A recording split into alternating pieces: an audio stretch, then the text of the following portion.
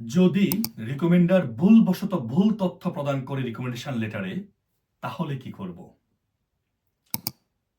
বিদেশে উচ্চশিক্ষার ভর্তি আবেদনের one of the main criteria হচ্ছে একটি ভালো রিকমেন্ডেশন লেটার সাবমিট করা। সেক্ষেত্রে যদি রিকমেন্ডার ভুলবশত ভুল তথ্য প্রদান করে রিকমেন্ডের সঙ্গে কথা বলে সেই ভুলটি সংশোধনের অনুরোধ করা উচিত।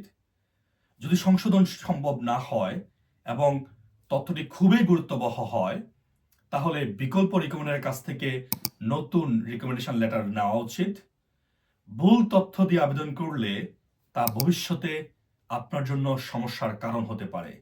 চেষ্টা করুন ভুল তথ্য সংশোধন করে নতুন রিকমেন্ডেশন লেটার সাবমিট করার জন্য।